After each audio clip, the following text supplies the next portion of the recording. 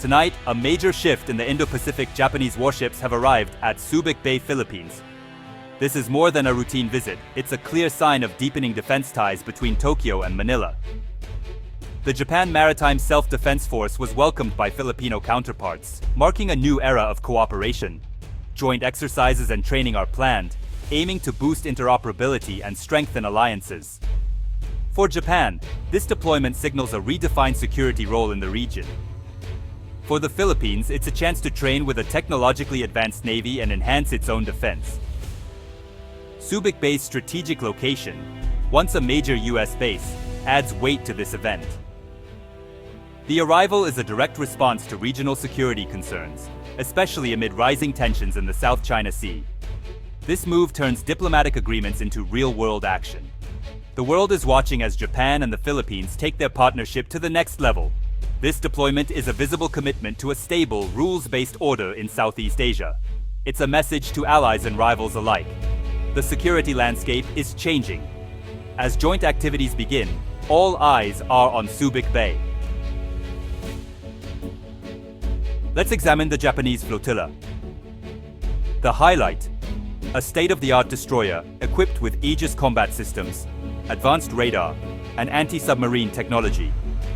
These ships can track and engage multiple threats, making them among the world's most advanced. Support vessels provide logistics and fuel, enabling long-term operations far from home. This isn't just a show of force. It's a demonstration of Japan's ability to project power and sustain missions. The technology on board is cutting-edge, from sonar to helicopters for sub-hunting and rescue. For the Philippine Navy, training alongside these assets is a rare opportunity to learn from a top-tier force. JMSDF sailors bring world-class expertise in air and anti-submarine warfare. Joint exercises will focus on sharing this knowledge and building capacity. The real strength lies not just in hardware, but in the people operating it. This deployment is about partnership, learning, and raising regional defense standards. It's a leap forward for both navies. Why now? The timing is no accident.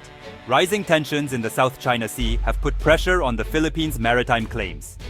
Incidents with Chinese vessels have challenged Manila's sovereignty. Japan's deployment is a direct show of support, enabled by last year's Reciprocal Access Agreement. This is the first major activity under the new legal framework, turning policy into action. The move aligns with a broader push for Japan to play a more active security role, encouraged by the US and allies. Both countries' domestic politics now support deeper defense ties. The Philippines seeks new partners beyond the US. Japan is updating its security strategy. This convergence of interests and timing makes the deployment possible. It's a message. The region's security architecture is evolving. The stakes and the commitment are higher than ever. This deployment marks Japan's shift from a strictly self-defense stance to a proactive regional role. Japan's constitution once limited its military, but new policies allow collective self-defense with close partners. Securing sea lanes like the South China Sea is vital for Japan's economy and energy imports. Helping the Philippines defend its waters is now seen as a direct Japanese interest. The focus remains on defense cooperation, not aggression. Joint training, capacity building, and upholding a rules-based order. Japan is also providing patrol vessels and radar to Manila, boosting local capabilities. The relationship is built on shared democratic values and a vision for a free, open Indo-Pacific. Defense ties have rapidly expanded, from equipment transfers to major joint exercises. This deployment cements the Philippines as a key Japanese security partner in Southeast Asia. It's a significant evolution from a past shaped by historical sensitivities. Japan's new strategy, proactive contributions to peace. The partnership is now a cornerstone of regional security. This move by Japan and the Philippines shifts the Indo-Pacific balance. Advanced Japanese warships in the South China Sea challenge China's dominance and act as a deterrent. It signals to Beijing that regional neighbors are united and vigilant. The deployment strengthens a network of alliances, complementing the US presence and encouraging allies to share security responsibilities. China is likely to protest, possibly increasing its own military activity in response. The key question: will tensions remain diplomatic or escalate at sea? Southeast Asian nations will react differently. Some welcome the balance, others worry about rising tensions. Most prefer to avoid choosing sides, watching closely as the situation unfolds. This partnership is a clear example of minilateralism. Smaller groups tackling security challenges together. The region is moving toward a more distributed, resilient security architecture. The US sees this as a positive step, reducing sole reliance on its own forces. The power dynamics are shifting, and the world is watching.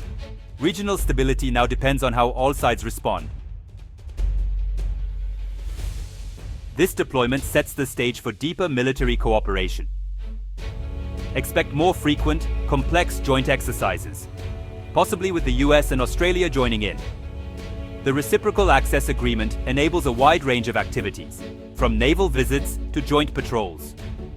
The goal: enhance deterrence, prevent conflict, and promote stability. A stronger Philippine defense, backed by Japan, raises the cost of aggression. The region is moving toward a networked security model, not dominated by a single power. Japan's role as a security provider is solidified.